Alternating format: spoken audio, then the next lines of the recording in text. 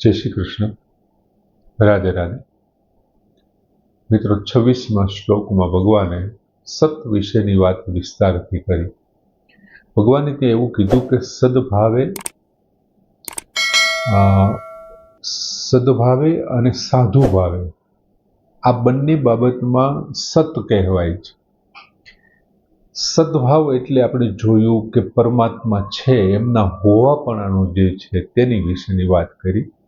અને સાધુ ભાવે એટલે પરમાત્માને પ્રાપ્ત કરવા માટે જે શ્રેષ્ઠ ભાવનાઓ છે, જે શ્રેષ્ઠ સાધનોનો નોખી પરંપરાઓમાં જે શ્રેષ્ઠ સાધનો છે એમના વિશેની ભગવાને વાત કરી. એમની સાથે સત પ્રયોજાય છે. આ બંને સાથે સદભાવે અને સાધુ ભાવે. ત્યાર પછી પ્રશસ્તિ કર્મણી જે પ્રશંસા લાયક કર્મો છે એ પ્રશંસા લાયક કર્મોની સાથે પણ આ સત પ્રયોજાય છે, એમની સાથે જોડાય છે.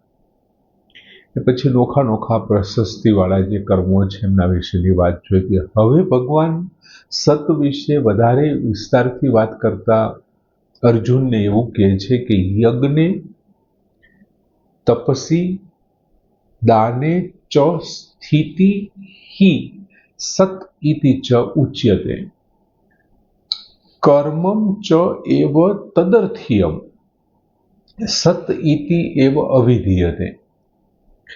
યજ્ઞ તપસી દાને ચ, યજ્ઞમાં તથા તપમાં અને દાનરૂપ ક્રિયાઓમાં જે સ્થિતિ એટલે કે સ્થિતિ છે, નિષ્ઠા છે, શ્રદ્ધા છે. સ્થિતિ એટલે નિષ્ઠા, નિષ્ઠા એટલે શ્રદ્ધા.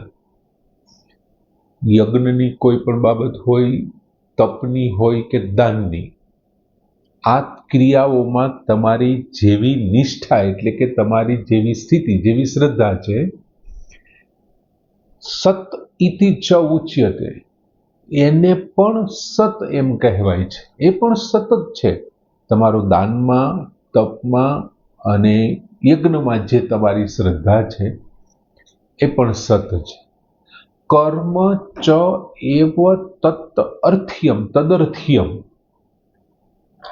હવે અને એ તદર્થ્યમ એ પરમાત્માને નિમિત્ત માનીને કરવામાં આવનારું કર્મ અપી પણ સત ઇતિ એવ અભિધીયતે, સત એમ કહેવાય છે.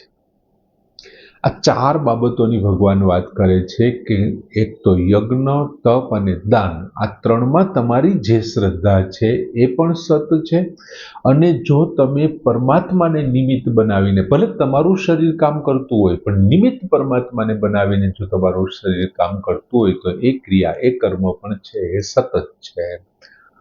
હવે ભગવાને યજ્ઞ, દાન અને તપરૂપી પ્રશંસનીય ક્રિયાઓની જે સ્થિતિ એટલે કે નિષ્ઠા એટલે કે જે શ્રદ્ધા છે તે સત કહેવાય છે એમ પેલા વાત કહી.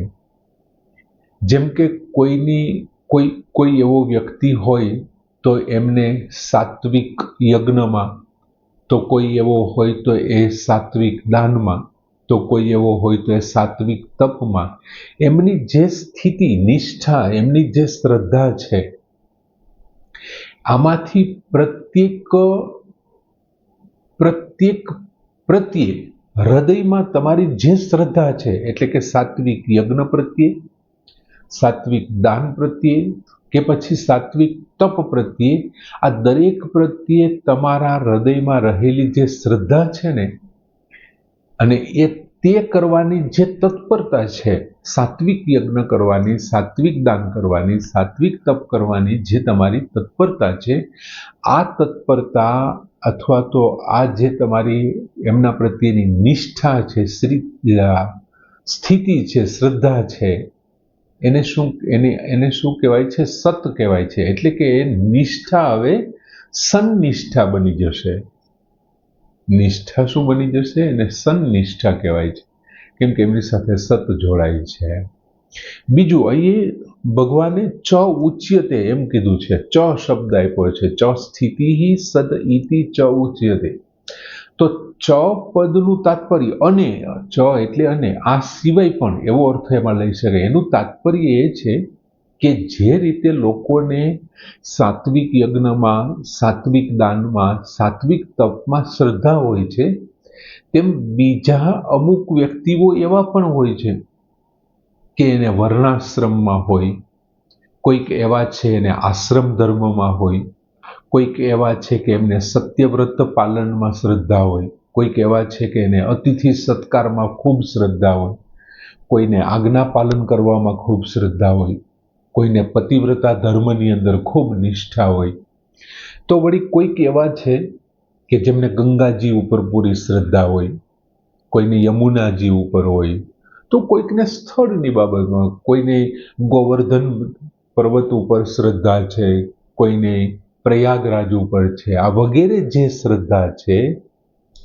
અને એમાં એનો જે રુચિ છે, જે વિશ્વાસ છે, એ બધાને સન્નિષ્ઠા કહેવાય છે. યજ્ઞે તપસી દાને ચ, આ ચ શબ્દ છે આ ત્રણ સિવાયની જે બતાવે છે એમાં જેને જ્યાં શ્રદ્ધા છે એ બધી સન્નિષ્ઠા, એમની સાથે સન જોડાય છે, સત જોડાય છે. ત્યાર પછી ભગવાન એવું કીધું કર્મ ચ એવ તદર્થ્યમ અને સત ઇતિ એવ અભિધીયતે.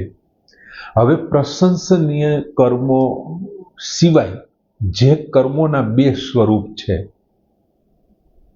એક તો કે લૌકિક અને બીજું છે તે પારમાર્થિક છે. હવે લૌકિક કર્મને આપણે આમની પહેલા શું સમજાતા, તો કે અત્યારે તમારો જે વર્ણ અને આશ્રમ છે એ વર્ણ અને આશ્રમ પ્રમાણે તમારી જીવિકાને માટે તમે યજ્ઞ છે, અધ્યાપન છે, ખેતી છે, વેપાર છે, વાણિજ્ય છે, આ બધા જે કંઈ ક્રિયાઓ કરો છો, અથવા તમે વ્યાવહારિક કર્તવ્ય કર્મ કરો છો, કે પછી તમે શારીરિક ક્રિયાઓ, ખાવું, પીવું, ઉઠવું, બેસવું, સૂવું, વાતો કરવી, મૌન રહેવું, આ બધી જે કંઈ શારીરિક કર્મો છે, આ બધી ક્રિયાઓ જે છે એ લૌકિક ક્રિયામાં આવે. વર્ણ અને આશ્રમ પ્રમાણે તમારા જીવિકાને લગતી બધી અને શારીરિક જે ક્રિયાઓ છે બધી લૌકિક ક્રિયામાં સમાવેશ થાય. હવે ત્યાર પછી આપણે જે કંઈ જપ કરીએ છીએ, ધ્યાન ધરીએ છીએ, પાઠ પૂજન કરીએ છીએ, નામ જપ કરીએ છીએ, કથા કીર્તન કરીએ છીએ, શ્રવણ કરીએ, મનન કરીએ, આ બધી જે ક્રિયાઓ છે એ બધી ક્રિયાઓ પરમાર્થને પ્રાપ્ત કરવા માટેની છે, પરમાત્માને, એટલા માટે પારમાર્થિક ક્રિયાઓ છે. હવે આ બંને પ્રકારની ક્રિયાઓ એટલે કે લૌકિક કર્મો અને બીજું આ જે પારમાર્થિક કર્મ છે તે સુખ શાંતિ માટે નહીં. આ તમે જે કંઈ ક્રિયા કરો, સવારથી ઉઠીને, ટૂંકમાં રાતે સૂવો એ પણ, અને સવારથી ઉઠીને ફરી પાછા બીજે દિવસે સવારે ઉઠો ત્યાં સુધીની જે કંઈ ક્રિયા તમે કરો, તે લૌકિક હોય કે પારમાર્થિક હોય, એ જો તમે તમારા અંગત પોતાના સુખ શાંતિ માટે નહીં, પણ કોઈ પણ જાતની ઈચ્છા રાખ્યા વિના નિષ્કામ ભાવે ભગવત પ્રીત્યાર્થે, ભગવાનના પ્રીતિ માટે જો કરવામાં આવે તો એમના માટે શબ્દ ભગવાને વાપરો તદર્થ્યમ. કર્મ ચ એવ તદર્થ્યમ સત ઇતિ એવ અવિધીયતે. તો તદર્થ્યમ કર્મો થઈ જાય. જો તમે લૌકિક અને પારમાર્થિક ક્રિયાઓ કોઈ પણ તમારા અંગત સુખ શાંતિ માટે નહીં, પણ તમે વ્યષ્ટિ માટે, સમષ્ટિ માટે કરતા હો અને પૂર્ણ નિષ્કામ ભાવે ભગવત પ્રીત્યાર્થે કરતા હો, તો તમારા બધા જ કર્મો કેવા થઈ જશે? એ સત્કર્મ થઈ જશે. જો એની આગળ સત લાગી જશે. કર્મો તો છે જ, પણ એ સત્કર્મો થઈ જશે. પરમાત્મા સાથે સંબંધ હોવાથી એ કેવું બની જશે તમારું? તો કે દૈવી સંપત્તિ બની જશે, જેનાથી મોક્ષ પ્રાપ્ત થાય છે. દેવી સંપત્તિ વિમોક્ષાય, એવું ભગવાને કીધું જ છે. અને પરમાત્મા સાથેનો સંબંધ છે એટલે દેવી સંપત્તિ બની જશે. ટૂંકમાં તદર્થ્યમ ને આપણે સમજવું હોય, હવે દાખલા તરીકે પરમાત્મા સાથેનો સંબંધ છે, દૈવી સંપત્તિ શું કામ બને? માની લો કોઈ એક ઠીકરી છે, એ ઠીકરીને આપણે નિંભાણામાં નાખી દઈએ, અગ્નિમાં, તો એ ઠીકરી કેવી બની જશે? અગ્નિમય બની જશે. શું કામ? કેમ કે અગ્નિમાં એને નાખી દીધી હતી. એમ પરમાત્મા માટેનું જે કર્મ છે એ પરમાત્મા સ્વરૂપ થઈ જાય છે. જે પરમાત્મા માટેનું કર્મ છે પરમાત્મા સ્વરૂપ. ટૂંકમાં તદર્થયમનું તાત્પર્ય એ છે કે મોટા મોટા ઊંચા સુખ અને ભોગને છોડી જે લોકો કલ્યાણ કે મોક્ષ ઈચ્છે છે એ સાધકનું પારમાર્થિક કાર્ય સત થઈ જાય છે.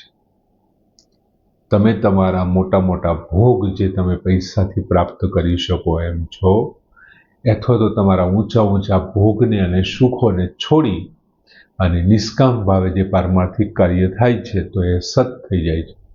અને જો 6થા અધ્યાયમાં ભગવાને વાત કરી હતી કે કલ્યાણકારી કામ કરવા વાળાની ક્યારેય દુર્ગતિ થતી નથી. ભગવાને બીજી એક જગ્યાએ કીધું ન મેં ભક્ત પ્રણશ્યતિ, પણ જે કોઈ કલ્યાણકારી કામ કરે છે ને એની કોઈ દિવસ દુર્ગતિ ન થાય. તમે સારું કામ કરો છો ને તો ભગવાન તમારું સારું જ કરશે. વહેલા મોડું થાય પણ ખરાબ તો ન જ થાય. સરસ મજાનો શ્લોક. યજ્ઞે તપસી દાને ચ સ્થિતિ સદ ઇતિ ચ ઉચ્યતે કર્મ ચ એવ તદર્થ્યમ સત ઇતિ એવ વિધીયતે. પૂર્ણ કરી. જય શ્રી કૃષ્ણ.